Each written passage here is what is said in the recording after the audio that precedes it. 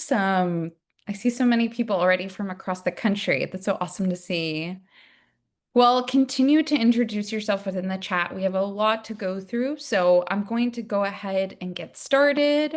I'm so excited to have MemoryFox with us. So welcome to Nonprofit Visual Storytelling 360 Stewardship with MemoryFox.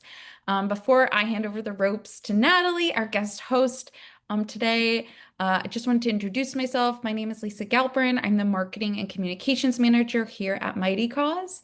If this is your first webinar with Mighty Cause, just a little bit of background about our organization. We've been in the nonprofit space since 2006. We are a free year-round fundraising platform. We provide year-round fundraising tools that organizations can utilize for giving events such as Giving Tuesday or for year-round fundraising.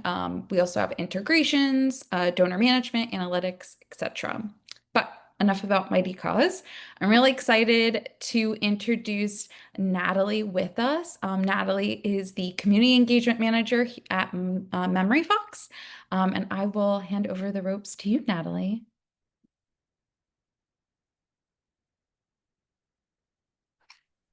Can you hear me okay? I think I got muted there. Good to go? Okay, awesome. Thank you so much, Lisa, for the introduction.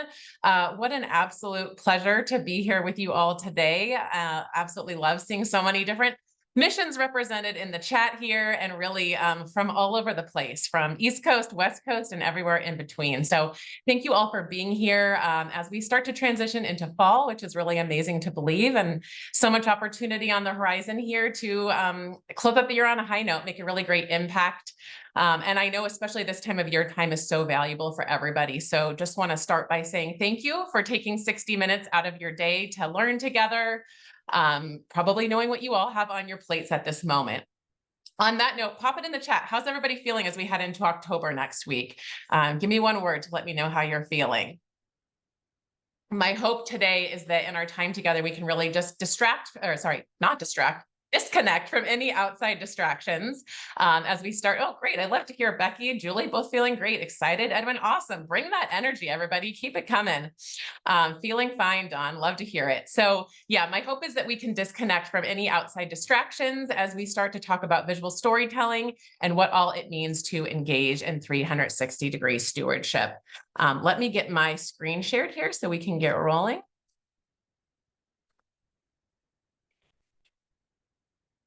Okay, I think this should be good to go. Lisa, give me a thumbs up if you can see my visual storytelling screen.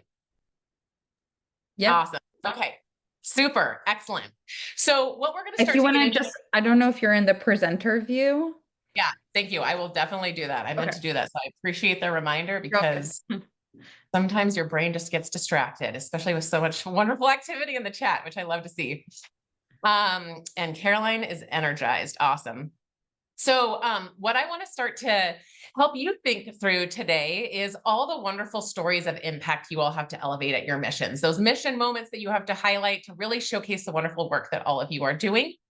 So that's what we're going to start to dive into today with visual storytelling and our strategies around 360-degree stewardship. That's okay if you've never heard that term before. We're going to get into later about what that means. One quick housekeeping item. My lovely colleague Carly is going to be in the chat helping out. Probably saw her pop in a chat already, but she's here to answer any questions you all might have real time. We'll absolutely have time for Q&A at the end as well. But if you have any questions, feel free to pop them into the chat. I think Lisa's going to be monitoring the Q&A section, and Carly will also be sharing some wonderful resources as well, which she is so great at. But ultimately, at the end of the day, this is all about helping you bring to life the great stories you have to tell about your community. So with that, let's go ahead and roll into it. Someone asks you what your mission is. Can you show them?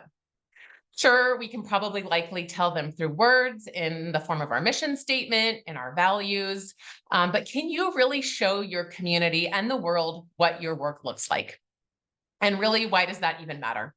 That's what we're going to start to explore here today together. And that's what I want you to stay centered around during our time together today. Quick introduction of me. I live in Northern California in a little college town called Davis. I saw a few of you in the chat from Sacramento. Awesome to be just across the causeway from you all. I started my career in the wine industry, which was a wonderful introduction to the business world. But really, when I realized that I wanted to move into social good and the social impact sector, that's when I ended up falling into an organization called Farmer Veteran Coalition, where there we helped veterans pursue careers in agriculture and farming.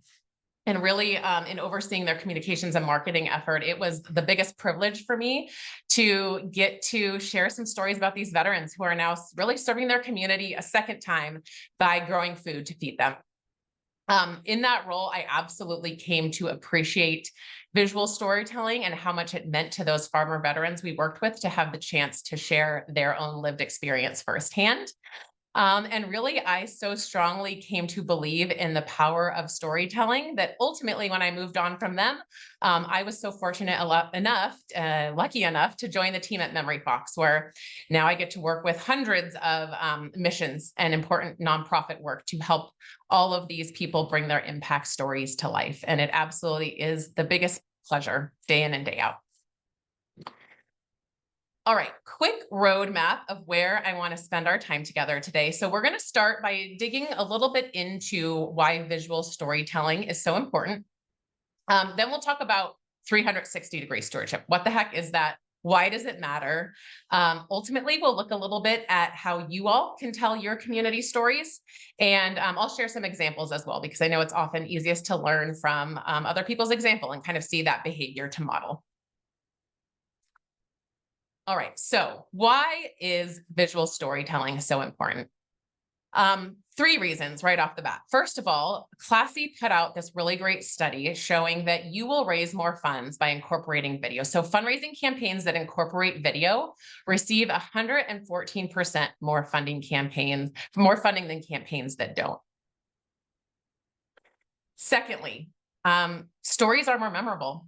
They're remembered up to 22 times more than just simple facts alone. Even better when you can incorporate the two together as a pair.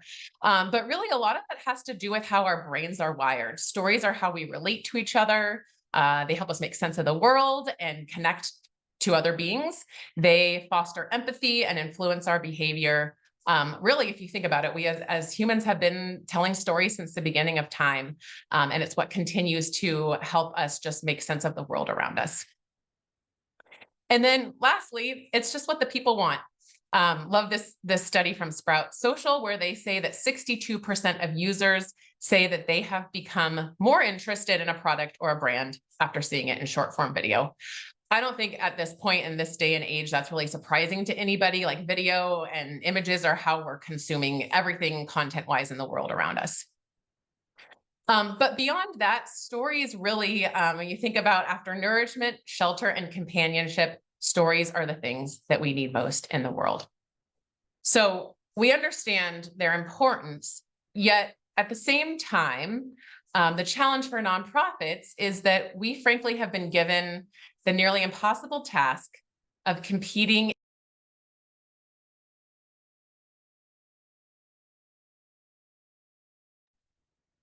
Oh, Natalie, I think you're muted. I did mute myself. Oh my gosh, thank you. I don't know.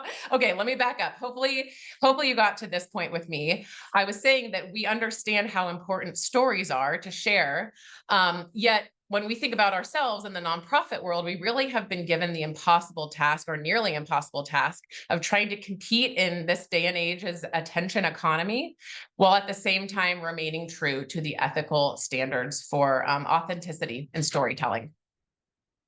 And so, knowing many of you are probably in that same boat, I want to ask you this. I would love for you all to just pop a number in the chat as we think about this poll. I want to hear, how do you feel about your relationship with visual storytelling? Are you a 5 where you're feeling groovy, feeling like you're really pleased with all the videos and photos that you publish for your community? Maybe a 3 where you put out content, but it feels like you're often repeating the same stories? Or, gosh, I'm a 1. Sometimes I don't even know where to begin and I need help. All right, wow, all across the board here. We've got some 5s, 3s, 4s, a bunch of 1s. Okay, All right, we got a whole nice mix here with us. Love to see that. Okay, well, there's going to be a little bit of something here for everybody, so not to worry. All right, let's go ahead and get started. I am going to take us on a little journey back to when I first got into visual storytelling. And really, this kind of ties back to my time, like I said, back in 2019 when I started at Farmer Veteran Coalition. Probably like some of you here, I got the chance to write some really powerful stories about all those men and women we worked with, people really who served the US once defending it, now serving it a second time by growing food to feed their communities. And I'll tell you, I started that storytelling journey as simply words on paper. So written stories about our members. Now, as gripping as those stories were, after about a year of doing that, I started craving a different way to tell stories. And that's when I really, like, very basically started to experiment with visual storytelling. And so as I got into this experimentation, the first thing I did was really that next spring when it was time to award our annual grants. We had a grant where every year, every spring, we gave out about 100 grants to our funding to farmer veterans. And really what it did is it helped purchase a piece of farm equipment directly for them that got shipped out to their farm. And so what we had done previously, as you see here on the left, is historically we had announced this listing as simply just that, a text listing of names on a web page. And I started to think, let's supplement that by adding in a slideshow. And so I started compiling this photo slideshow of all our grantees, kind of went to their websites, their social media pages, and started pulling a photo of, all 100 of them, showing them on their farms, holding the food they grew, the crops that they grew.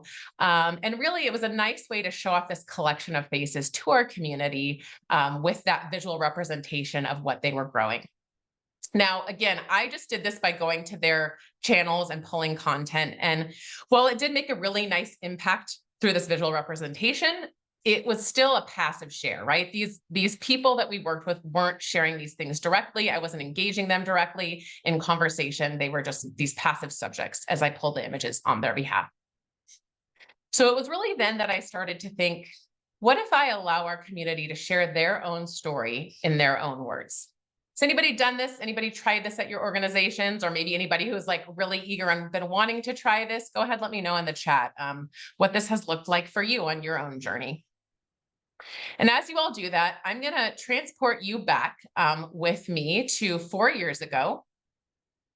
2021. And this is when I really began to build on this initial slideshow here and start to really fully dive into visual storytelling at Farmer Veteran Coalition. And what I want to do as we go back on this journey is kind of give you a little bit of a peek behind the curtain as to what started happening when I did endeavor into this. So I'm going to share 3 examples to illustrate how I tried to elevate these community voices. And my hope is that I take you through these highlights and share some of my successes, some of my challenges that I was met with. But ultimately, I hope for many of you, it allows you to see some opportunities for parallel in your own work. Okay, so first thing I did back in 2021, this was the 20th commemoration, certainly of 9/11. And really this day, that day, September 11th, was so pivotal for so many of our veteran members. Majority of them, it is the reason they ultimately chose to join the military. For those who were already serving at the time of September 11th, it completely changed the trajectory of their military careers. And so I thought it would be a really meaningful way to recognize that 20th anniversary by giving them all an opportunity to reflect on what that day meant. So I put out this call for videos. I asked them to reflect on how the day impacted them. And I ended up getting 7 video responses.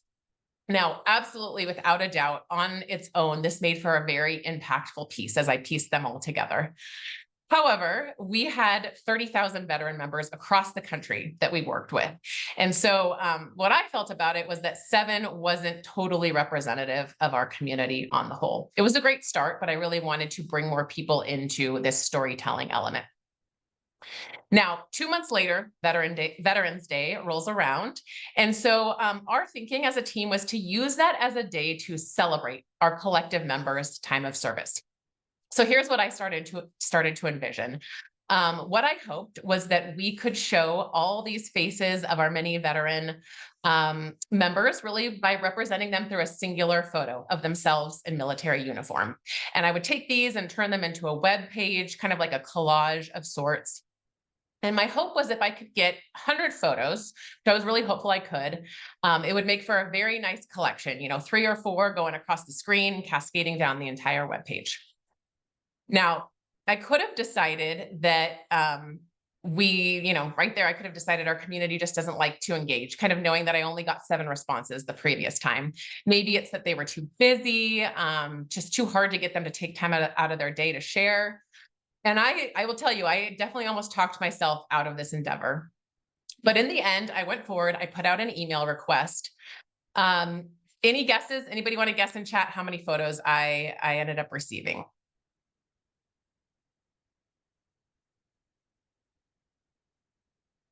Oh my gosh, 2000s.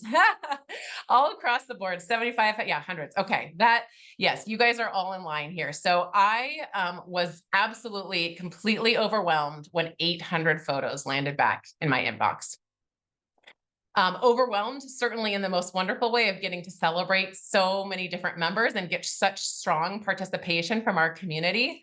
I will tell you also, overwhelmed and trying to frantically then over the next 2 days process this all and save and crop them and build them into this really nice web page that I had in my mind.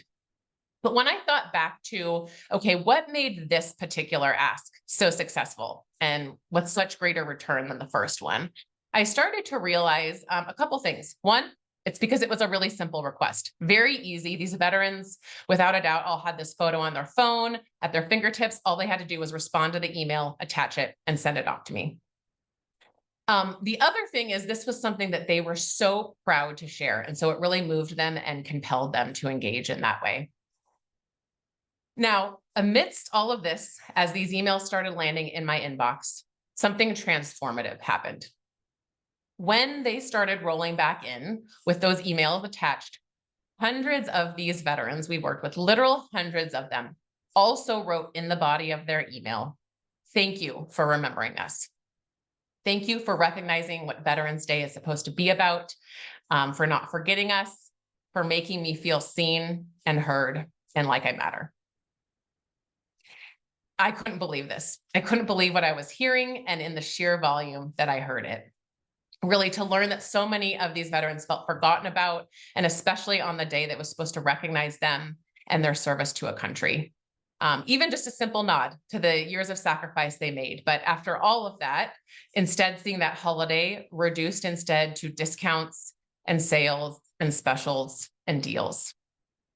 And really, this became such a turning point for me.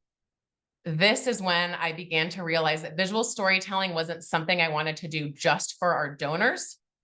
Absolutely, this was the voice that I owed our veteran members. Because really, aren't they the whole reason that our mission exists?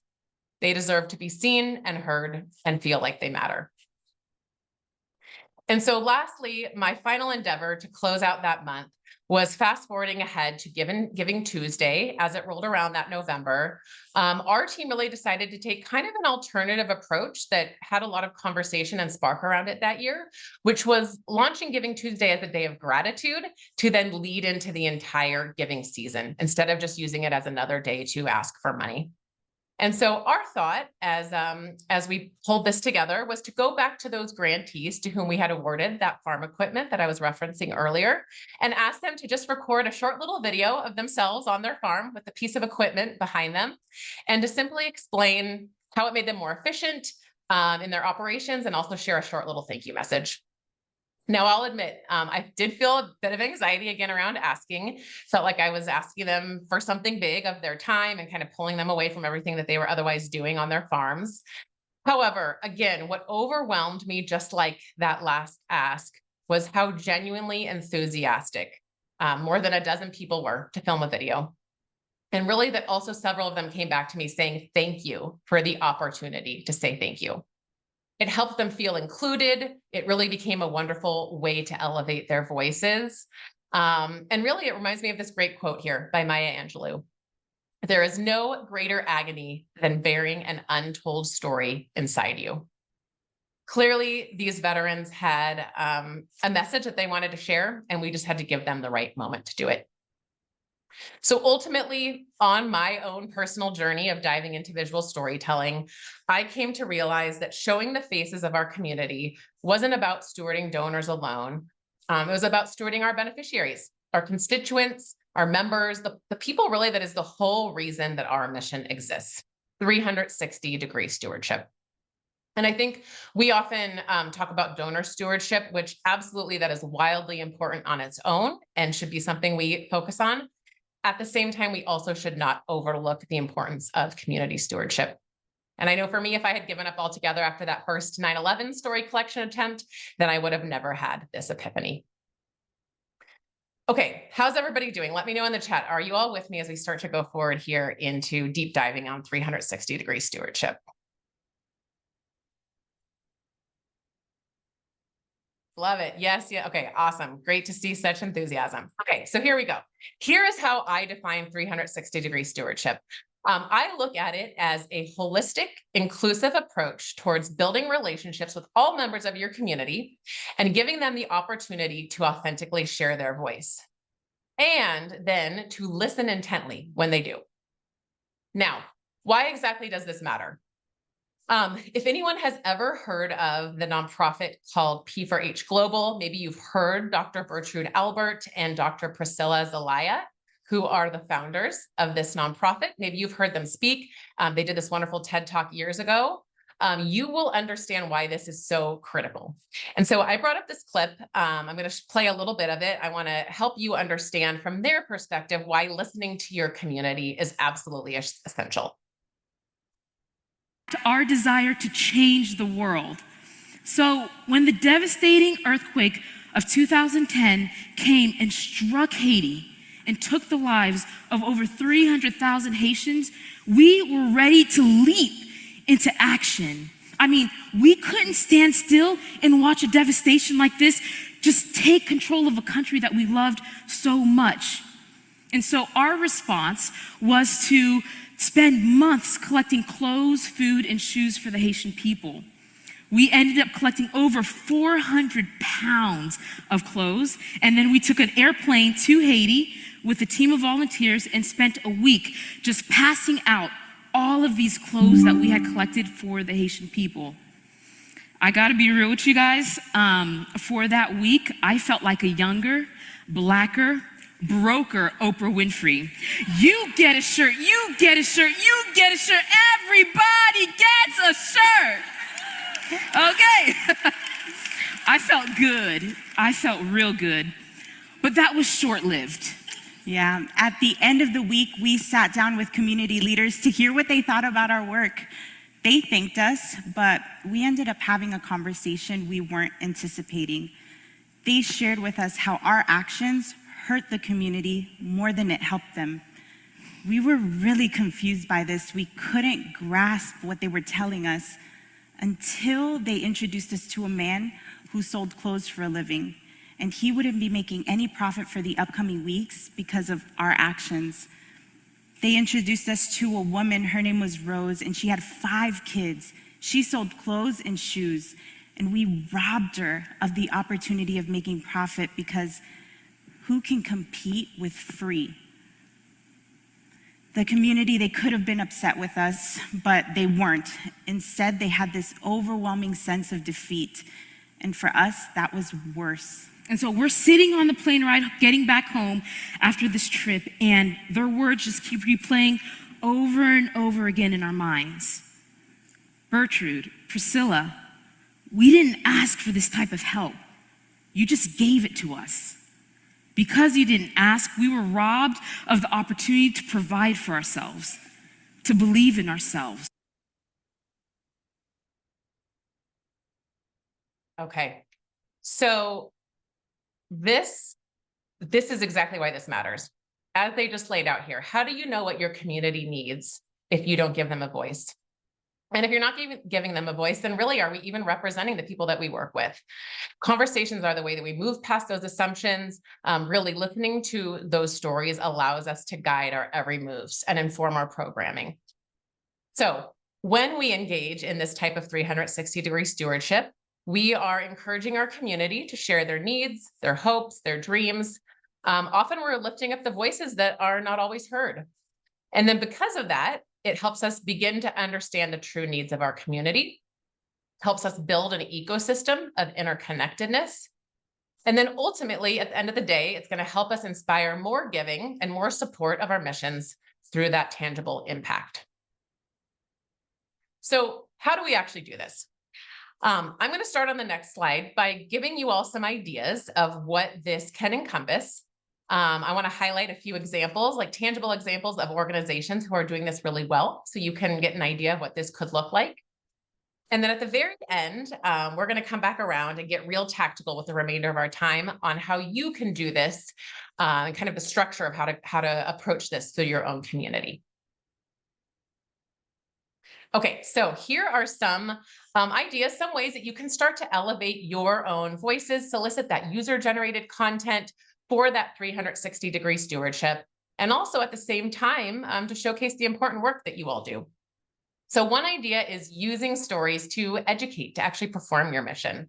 So that could be teaching about the work that you do, maybe breaking down misconceptions, defining concepts that are difficult for the layperson to understand. You can conduct community interviews. Maybe you're interviewing field experts or doctors who can kind of lend their expertise to why your work matters so much. Another thing I love is just interviewing team members to help them spread awareness of any benefits or services you all offer, kind of as like short mission explainers that are done through the actual faces and voices to give you all personality, rather than just a simple link to text on your website. Program impact, obviously, this is probably something that many of you have in mind. So sharing testimony, uplifting the stories of those people who actually have gone through your programs, or you can offer it through the lens of volunteers who help run those programs and want to share why it's so important that those things continue. Grants, great opportunity to share through impact videos, what it meant to those people who received funding from you or services from you, what that grant funding or even scholarships have allowed them to do in their lives. Volunteers, obviously, that's always a great opportunity to showcase some work in action. So if you all have any days where volunteers are out in the field doing hands-on work, or maybe just simply approaching the people who work with you and asking them to say why they choose to be volunteers, why they come back to your mission, what's the best part of being a part of your world and your impact.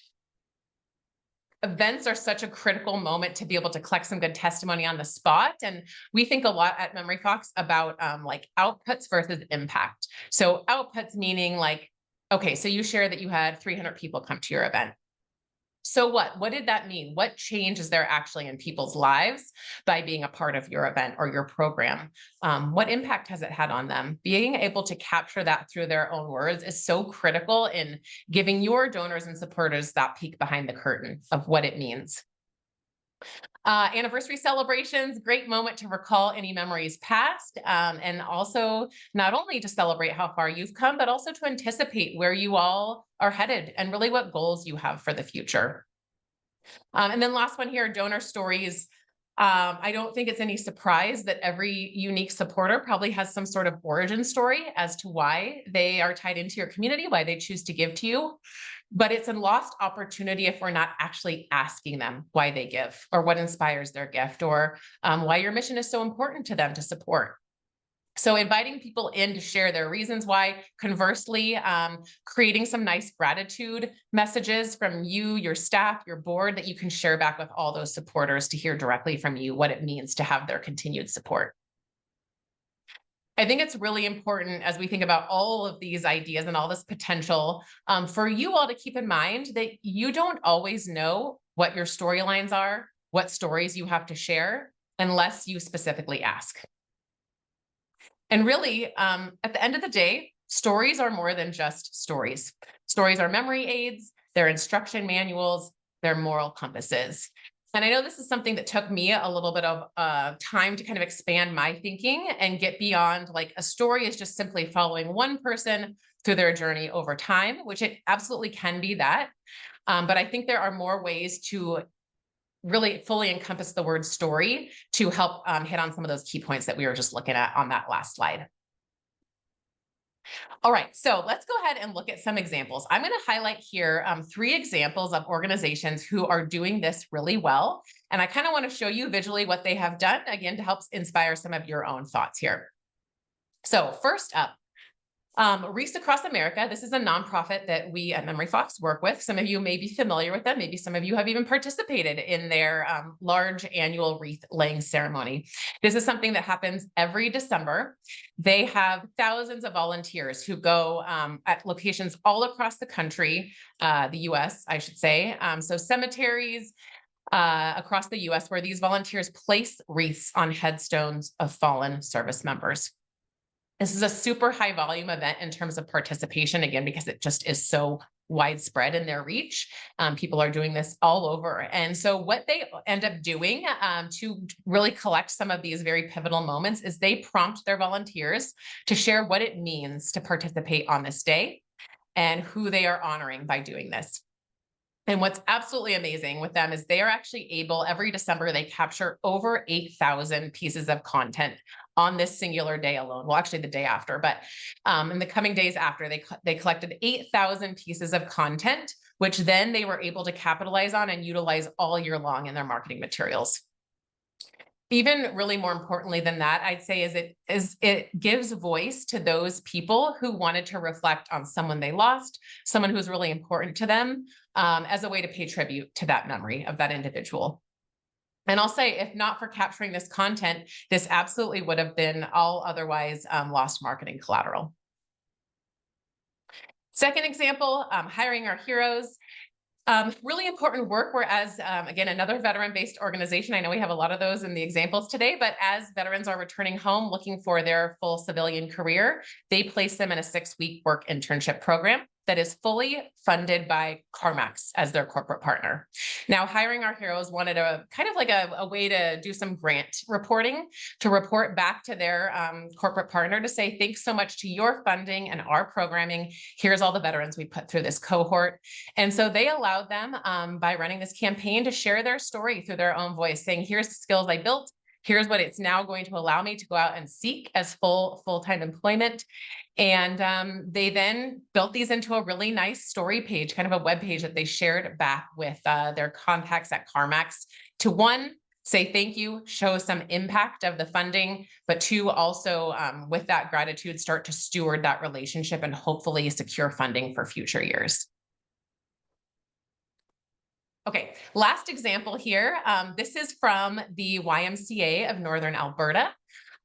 Really great video compilation to highlight some grantee stories. So they give out these grants that are funded by the community. They wanted a way to give some thanks back and allow those grantees to kind of reflect on what this grant's going to enable them to do. And they put together this video. They played it at this President's Dinner that they host. And again, it helped them accomplish both those things, show some love to the people that made it happen, and also give voice to the people who are benefiting from this funding to kind of give them a little bit of a life reflection. So I'm just going to play a short, like, minute or so of this clip so you can kind of see what that looks like. Hey everyone, it's Dominic here. My name is Felicity. My name is Allison. My name is Noah Martin. My name is Olive Dorothy. My name is Mason Musler. My name is Amanda Marshall. My name is Mandy Ford. Scott Chambers here. Just wanted to send out a big thanks and a note of appreciation to everybody involved in awarding me one of the Bennett W. Clark Memorial Leadership Grants. This is a huge honor. I am glad to have been awarded the Anne Ellen Midonick Leadership Grant. And I'm a recipient of the Cecil and Helen Paul Leadership Grant. I was awarded the Del Dilkey Leadership Grant. The Ivor and Mika Lamarink YMCA Leadership Grant. The Edwin S. Cook Leadership Grant. The Grant and Irene Duncan Strong Kids Leadership Grant. As a parent, I know the impact that Y staff have on young people across the association every day. I'm passionate about early learning and childcare. I just wanted to say that your generosity and kindness means a lot to me, and through your support, you've lightened my financial burden. This allowed me to focus more on my studies and become a better leader than I am today. It'll help me get textbooks and take off a little bit of the stress of working. I'm going to be putting that towards tuition in the U of A Faculty of Continuing Education, working towards one of their leadership certificates. This grant will really help me in furthering my career. I look forward to continuing to be a leader in the community and continuing to do everything I can to better the community that we live in. I'm really excited to be able to use the grant to grow and develop my skills so that I can help staff grow and develop their skills so that we can all work together for strong.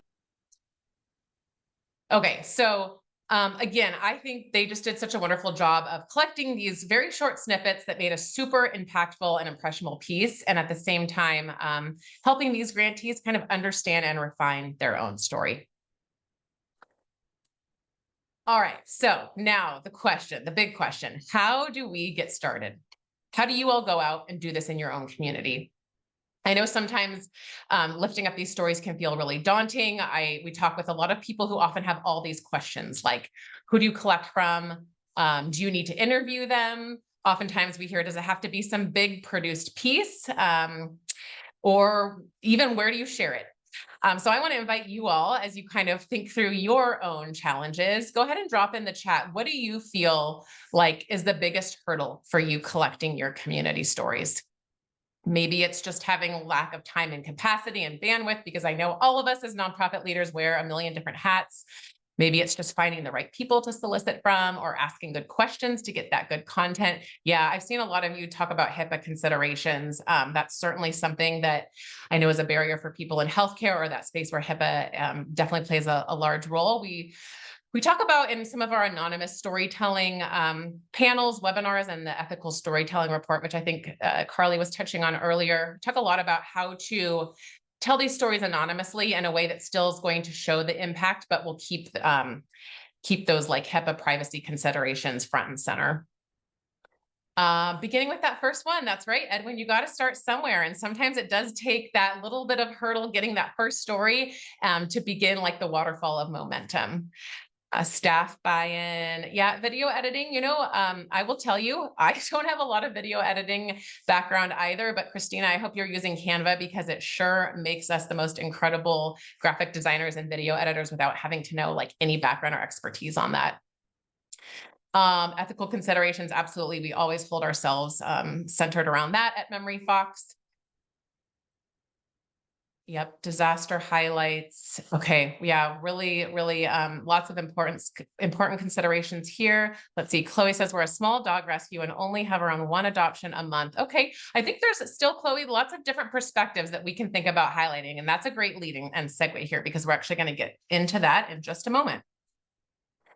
Okay, so here's how this is going to work. We are to kind of round out our time together here. I want to break down our like really simple three-pronged approach to this. So we're going to look at the who, the what, and the how. And what I mean by that is, who can we collect content from? Testimonies, stories, videos, photos, text, testimony, if it needs to be anonymous, etc. Secondly, what do we prompt them with to get content? And then lastly, how do we actually go about successfully getting that engagement? Okay. First, before we get into this three-pronged approach, I want to invite you all in to play along with a little bit of an exercise we're going to do together, because at the very end, we're going to bring this all full circle. But in order to make this work, we do need a little bit of group participation here so that we can create something really wonderful together. So here's what I'd like you all to do. If you're willing, go ahead, grab your phone. Scan this QR code. It's going to be really simple and straightforward. And what I want each of you to do is to go ahead and share in one sentence why you are passionate about your mission, or even why your mission is so needed. If you prefer, if you would rather just kind of simply share what your mission statement is, if that kind of speaks to why your mission is so needed, absolutely, you can do that as well. But scan this QR code and you're going to move through the screens until you end up landing on the recording screen. And there I have it set up. You don't have to take a video, just go ahead, take a selfie. If you don't feel selfie ready, which is totally fine as well, you can upload a picture of yourself that you might already have on your device. And then the very last screen after you take your selfie is going to ask you for a caption. And that's where you can actually pop in the one-line sentence about why you're so passionate about your mission and the work that you all do there at your organization. Okay, so I'm going to give you all a few minutes to do this. I'll kind of journey along with you. And then once you do complete your submission, just go ahead and give me a thumbs up in the chat. So I know most people have completed it and we can start to move forward for the rest of this.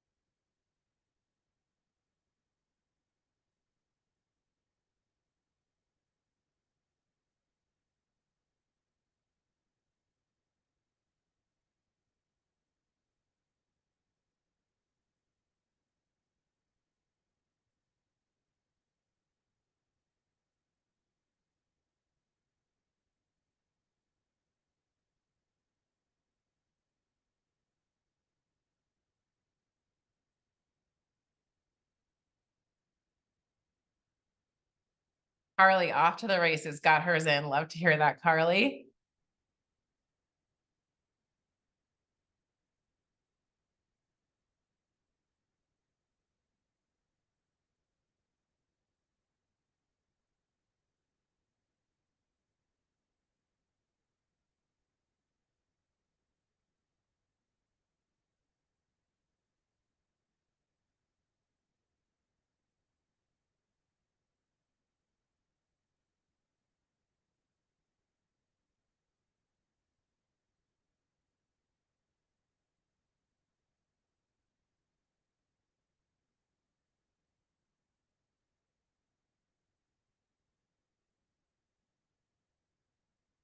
All right, go ahead and take about a minute more or so to wrap up, and then we'll get back to our awesome. Love to hear it. Who, what, and how.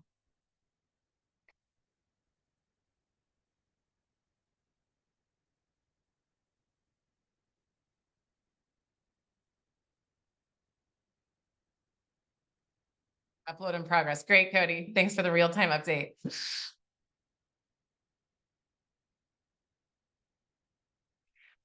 Okay, I'm going to go ahead and move us forward. Thanks again to everybody for taking a minute to do that. Again, we'll come back to this at the very end so we can all see what we created together. But for now, let's go ahead and get back into our who, what, and how. So let's start with the who.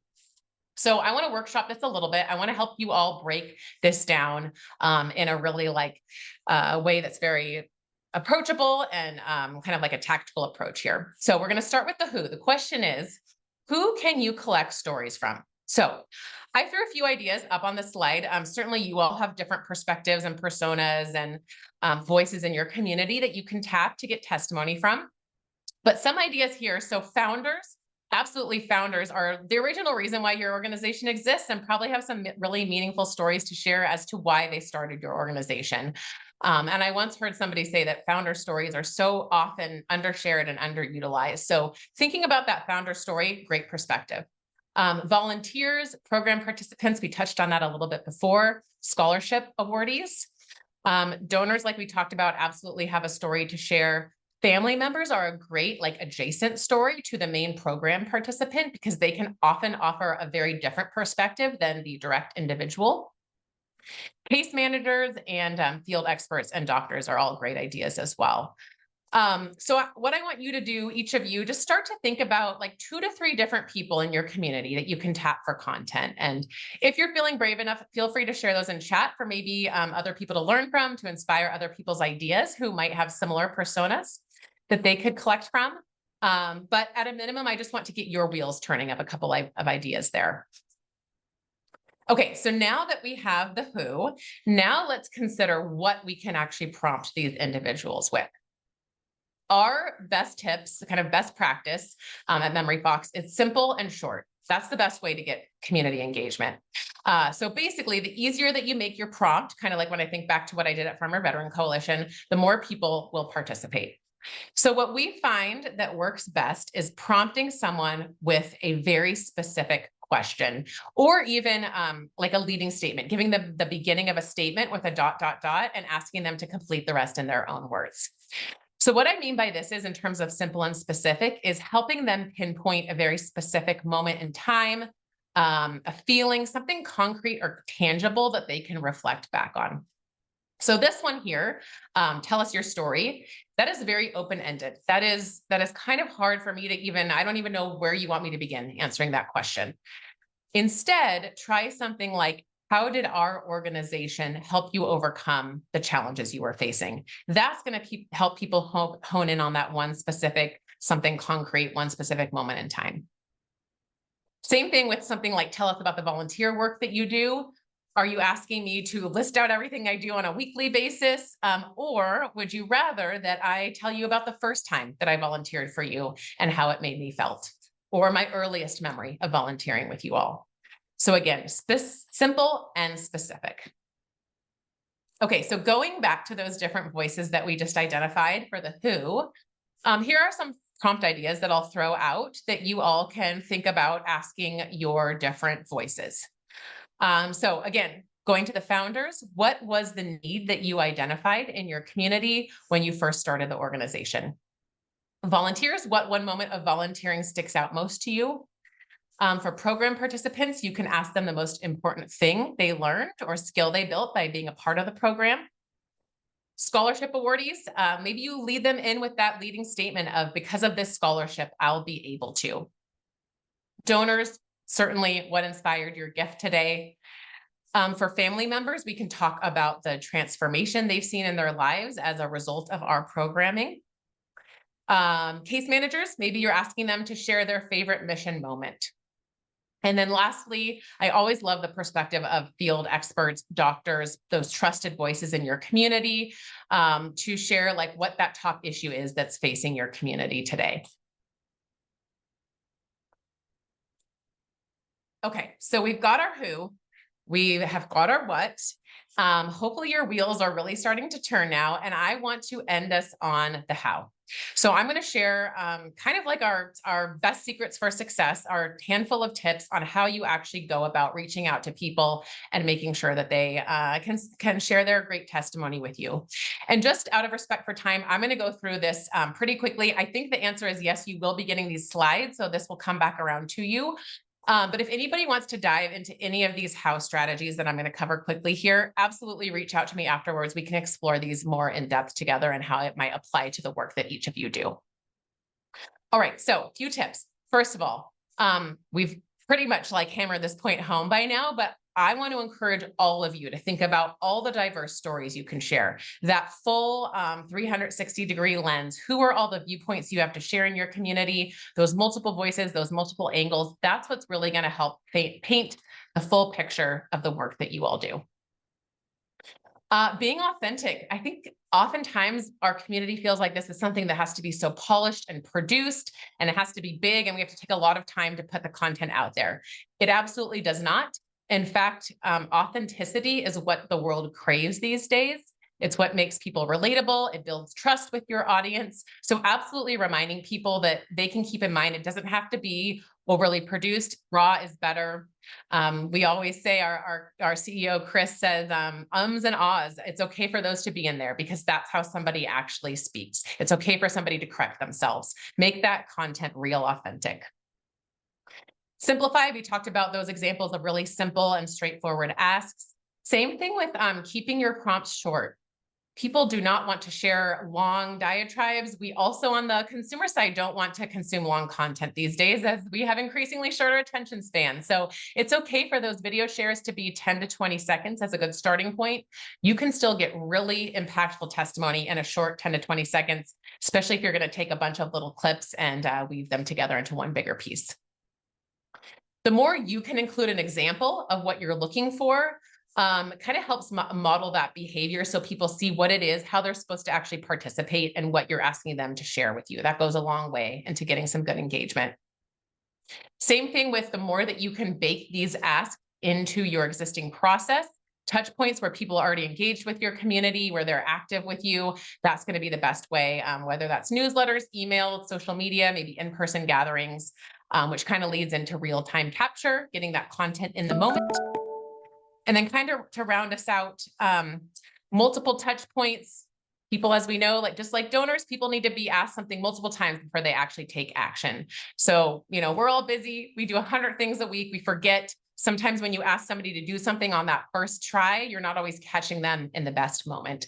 So I just want to remind you all to not be afraid if you don't get your responses on your first ask. It's okay to ask again. And then lastly, just kind of thinking first person, what would prompt you to actually respond to something? And at the very end, which we're about to do right now, come back full circle. Come back to the people who shared content with you and show them how you use their content in a post, in a newsletter feature. That's going to build that future full circle buy-in. Okay, so on that note, let's go ahead and show you all what you were able to build together. Open this up here. Let me know if you can see this secondary tab that's opening on my webpage here.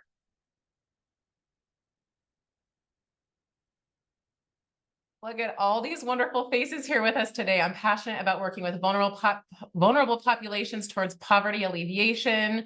Love that. I'm fighting hunger and poverty in the US because so many Americans are struggling to provide food for themselves. Awesome. Okay, glad you can see it, Carly. Thank you. Let's see. We can change the lives of dogs that so desperately need homes and without us wouldn't get a second chance. Let's see. Practice democracy. We build leaders. We give voices to those on the margins. Oh my gosh, what a great succinct 3-line tagline there. Provide scholarships to worthy students and funds for disaster relief. This is absolutely beautiful. I will make sure you all get the chance to get a link to this so you can read through some of these wonderful impact stories as well. I grew up in a home with domestic abuse and alcoholism. Through the love of Christ, I was able to overcome and live a life free from abuse and addiction. Passionate about helping women be all that God. Oh my gosh, what great testimony. Thank you guys so much for participating in this share here.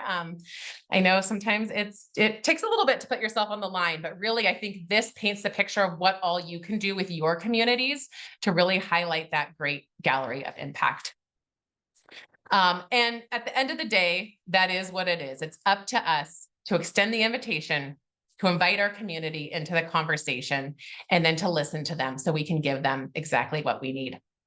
So my hope for you all is that you walk away from this session giving thoughts to what stories in your own community you can tell. Hopefully some examples here have some parallels that you can start to build off of and inspire your own visual stories. And really, I want you to think about what would it mean to make that 360-degree impact in your community. And so as we close out and I pop it back to you, Lisa, for questions, which I'm sure there are many, I'm going to end us on this note that though the work we do can be very weighty, stories don't always have to be serious. We can have fun with it too.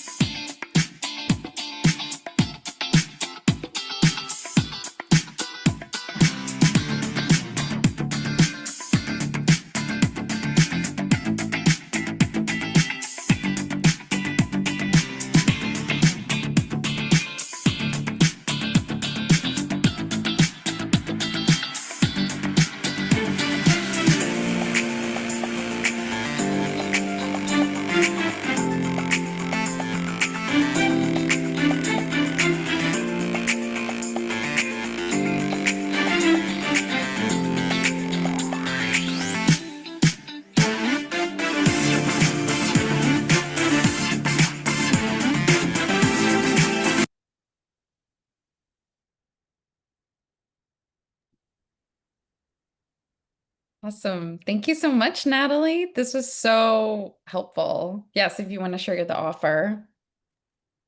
Yeah, feel free. Both my contact information is there, and then that QR code has some really great resources, lots of storytelling examples you can dive into. And also, I know a lot of you, it sounds like, have ethical storytelling considerations. So scan that QR code. It will give you a link to our most recent ethical storytelling report.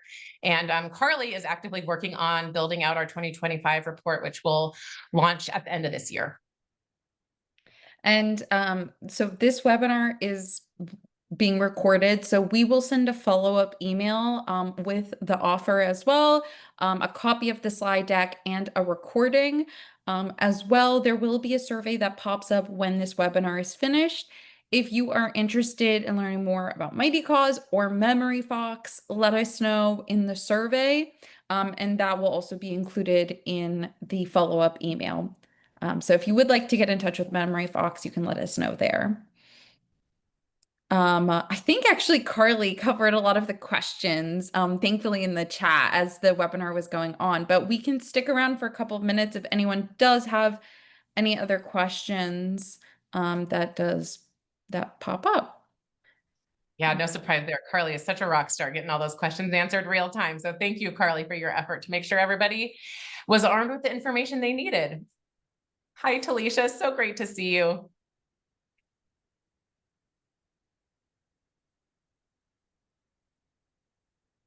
All right, I don't see any other questions that people are popping into the chat or the Q&A. So if there are no other questions, we can finish it here then. Thank you so much, Natalie. This was so educational and so helpful. I hope everyone got a lot out of this. I know I did as well. So thank you so much. And yeah, keep a lookout for the follow-up email. And I hope everyone has a great rest of their day. Thank you so much for having me. Really a pleasure to be here with this whole community. And Lisa, thanks for the important work that you all do to support these nonprofits. Of course. All right, everyone, have a great rest of your day.